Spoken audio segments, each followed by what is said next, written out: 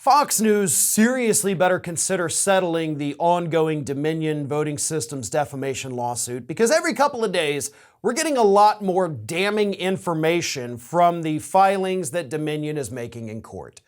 And of course, yesterday we found out that during his deposition, Fox News owner Rupert Murdoch admitted that he was feeding Jared Kushner President Biden's 2020 campaign ads before they aired. They were sharing debate prep with Jared Kushner to then share with Donald Trump as well. So you have the owner of the most watched cable news network in the United States working hand in hand with the 2020 Trump campaign, feeding them insider information that the public does not have access to. This is technically confidential information because Biden's paying to run these ads. The ads have not yet run, but Jared Kushner gets exclusive access to them so that, of course, the Trump campaign can counter the ads maybe even before they air, or so that they can at least get a jump start on the narrative they want to craft while the ad launches. I don't even know what to make of this at this point. Fox News clearly, and I know people are going to say duh to this, but they're not a news outlet.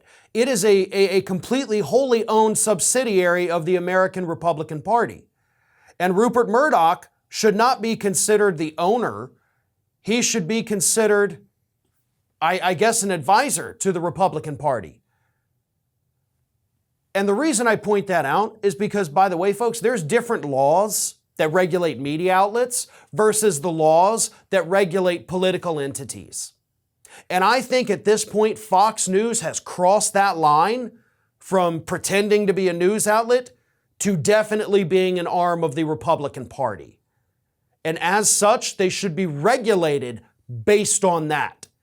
And those regulations for those political entities are far more harsh than those for a news outlet.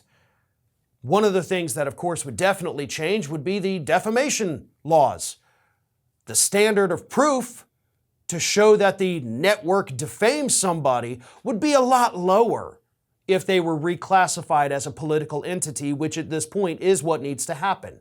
You have your executives, your owner, feeding private personal campaign information to a Republican campaign. That's not a news outlet.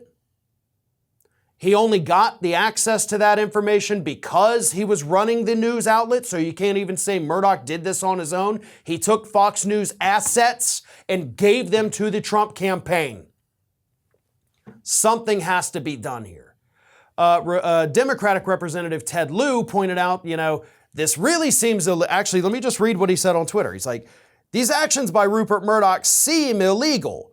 At the very least, it would appear to be a campaign contribution of significant value well over federal campaign limits. If that's all we can bust Rupert Murdoch for, then let's go for it. Because this would be considered an in-kind campaign donation. Because it was not money that was exchanged, but it was valuable information that, of course, has a price value. I mean, that's the same thing with the Stormy Daniels and Michael Cohen. That's why Michael Cohen got busted. The same thing needs to happen to Rupert Murdoch. Throw his wrinkly old ass in jail, because this is definitely not cool. But furthermore, as Ted Lieu pointed out, it sure as hell seems illegal, and this may open a whole new can of worms, a set of bigger problems that Fox News has to deal with in that defamation lawsuit.